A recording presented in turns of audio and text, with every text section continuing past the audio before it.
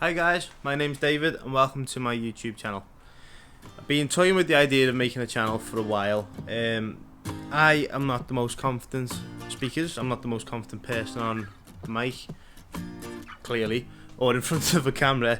What I've decided to do is, over the past few months I've realised I have such a passion for cars, fixing them, modifying them, doing whatever I can to make them different to every other vehicle that's on the road. And over the past few months I've realised there's a lot, and I mean a lot of people out there like myself. So I've been working on cars for a while, but I've had a project car for the past 2 years. And I've been slowly building it back up from the ground. Literally, it was rusty, it was rotten, it barely moved. So I've done everything I can to get it back on the road. It's currently in a much better condition than what it was when I picked it up. And the whole idea of this channel is to essentially show people what I'm doing with the car, let you follow along, let people who are interested see what it is. Again, I'll show you the car in the next clip, but for now this is kind of just an introduction to who I am, why I'm doing it, and for people who, like myself, would never consider doing it purely down to confidence, or whether they think people wouldn't be interested, or whether it'd be a waste of time. But I suppose time will tell.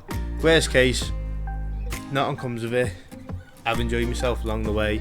You can see it through the videos, you can see it through the car, you can see it through every little detail on the vehicle itself, and hopefully it helps to inspire people like me who are nervous or don't really feel like they have anything people will be interested in to watch.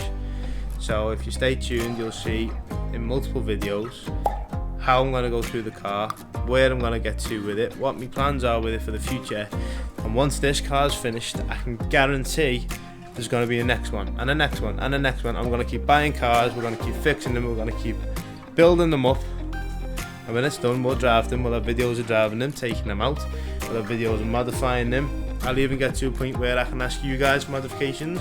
You give me suggestions, I'll run with it, give you the content you want to see, and I'll enjoy every second of it along the way. So in the next clip, it's me from a few months ago.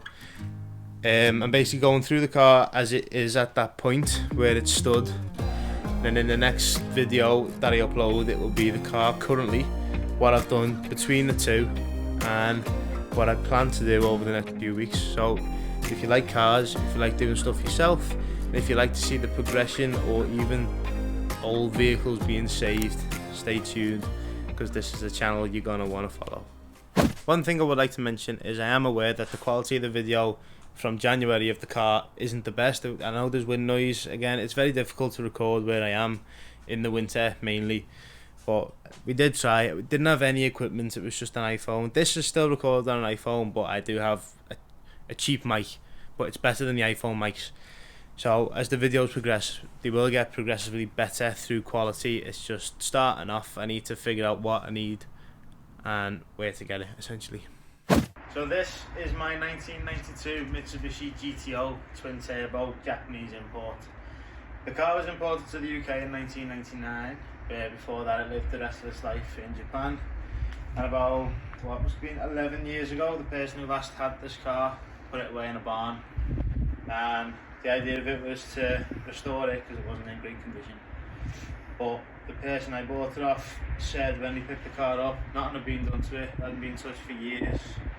And with him buying it, it was in a much worse state than when he first picked it up, which led me to getting a good deal on it. So I picked it up from Manchester about a year and a half ago, I think it was.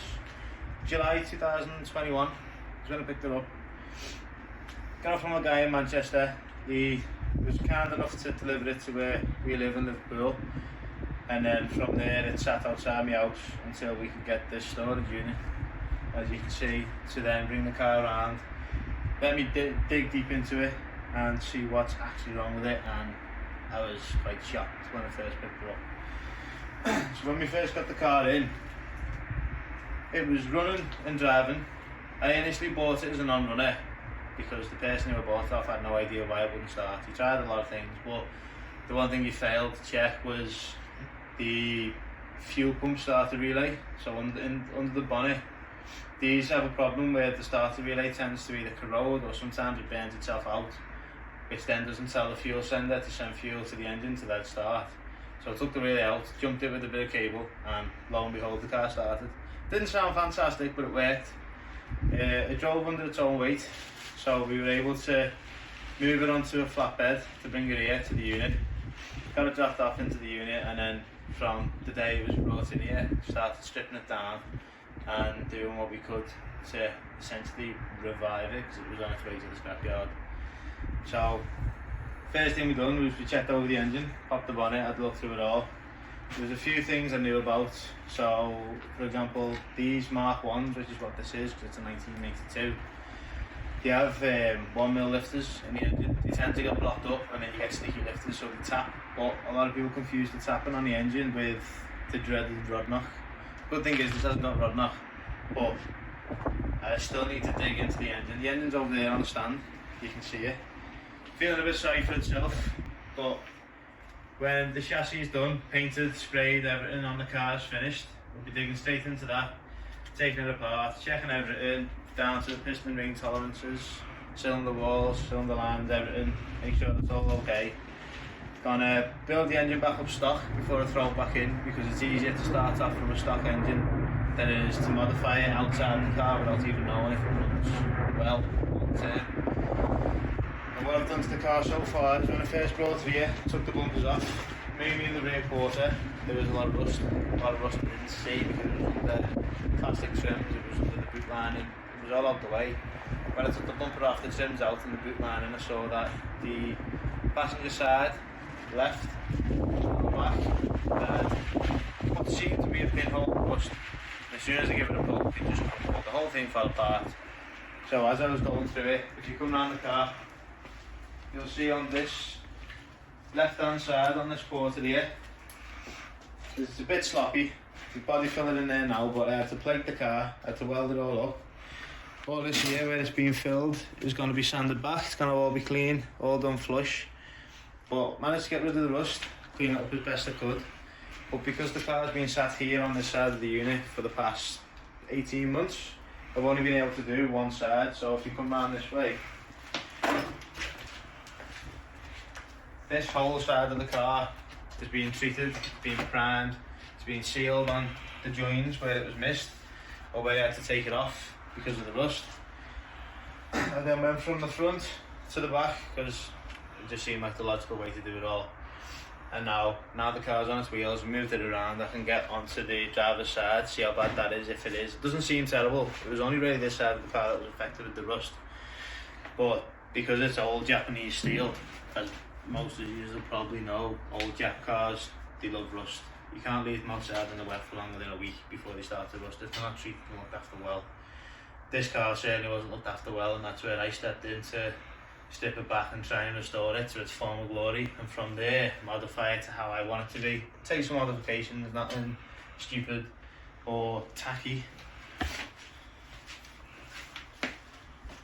So as you can see on the back, unfortunately this bit of the car is burgundy, but the original car colour was Fuji blue. That's because this suffered the rear end collision. All this was changed, and I think that's what caused the rust. So whoever's re-welded it hasn't treated the metal underneath the welds, so it's just rusted out from there and spread. Because when I got to the back, all the seam sealer on it was just flaking off and there was loads of rust underneath all that. So when I've done it, I've edge primed it, I've weld through primed it, welded it all properly, primed it all properly, and then gone over it with seam sealer to do a proper job of it, because I don't want that happening again, especially after having to fix it the first time. I don't want to have to do it the second. And my idea for the car is to keep it for a long time, hopefully a life car if it's allowed for, but if not, at least a good few years, get me use out of it, enjoy it, be proud of it, and then sell it on to someone who will hopefully love it just as much as I have. So if you come around this side, probably a better view, you can see the interior, it's full of crap, but it's all good crap. All the stuff in there is all stuff to go back on the car. It's all stuff I've managed to accumulate over the past year and a half to get it back going. Down to the rear seats, the plastics. Had a few of the boot lining trim was missing. I need to get some door seals because unfortunately the old ones are tore straight down the middle and you can't repair them because they're rubber. And other than that, just going to try and build it up as best I can. The interior I'm going to keep stock. The stock seats are behind me, you can't really see them, but they're in good condition. They work. Because it's the GTO twin turbo from Japan, it's got the electric driver's seat, so you can, all that still works, all them functions still work. The only thing it didn't come with on the inside really was a radio and speakers, because for whatever reason they were taken out last time. Hopefully upgrade them to a nice new sound system, nice new head unit. Have some decent music on whilst I'm driving, make sure it sounds nice, because even the stock speakers in this, they don't sound great. I used to have a non-turbo, so a naturally aspirated automatic one of these. It was in really good condition. Didn't have it long because unfortunately the value on them gets hit quite quick the more miles you put on it. I managed to get it at 45,000 miles, so I thought, well, I've got it, I'll use it and then I'll sell it on to someone who's going to either keep it and look after it, because I had no intentions of keeping that car because I come across this one. But it was a great car for the summer, really enjoyed it, and that car kind of ignited the flame in terms of me love for GTOs, because they're not really a car you see much of anymore. I know the UK versions had the 3000 GT, which is kind of the same, bit different.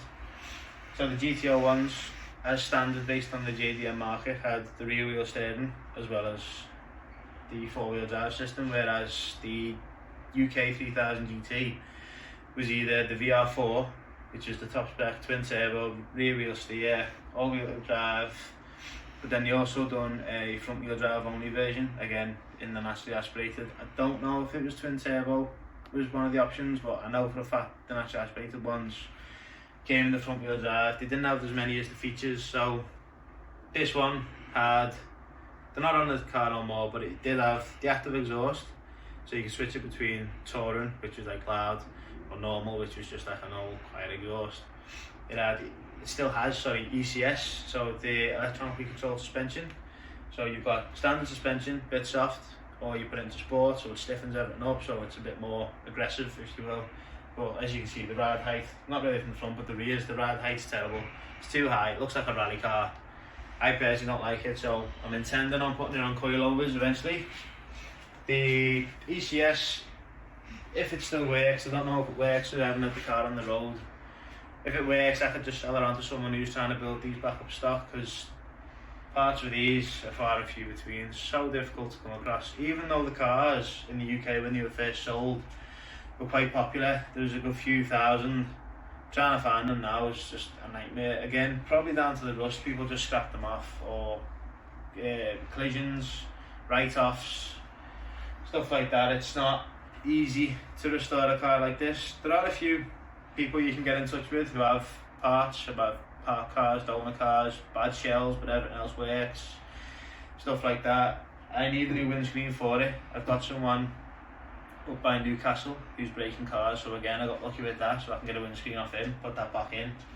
This did come with a windscreen initially, but it had a big crack in the corner, and on the roof, again due to a poor repair, all along the seam it just rusted. It got all pitted, and then because of the pitting and the rust on the roof, it all then started to leak in the car, started causing water damage down the fuse box, started causing water damage under the carpet.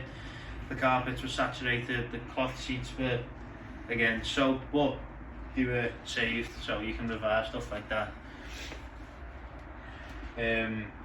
So the windscreen will be going in soon, but I'm not going to do that until I painted the car. I'm not going to tell you what colour I'm doing the car yet, I'll let you just see that when it's done. But initially, based on the engine bay, I was going to do it in midnight blue, but I decided against it because the colour kind of blends in, and this isn't the car I want to blend in. Because I'm putting all this time and effort into it, and I have such a passion for these cars, I want it to stand out, I want it to be seen, and I want it to be heard when it comes down the road. So hopefully in the next few months, by the end of 22, if everything allows for it, this will be back on the road and you'll get some driving videos of it. So that was a walk through the car when it was nothing but a shell on wheels. As you can see, there's a lot to do, and if you hit that notification bell, you'll be updated when I post the next video showing you what the car is like in July 2023 currently, and you'll see how much is being done, how much progress is being made and what we've got left to do with the car. So I hope you've enjoyed this video, and I'll see you in the next one.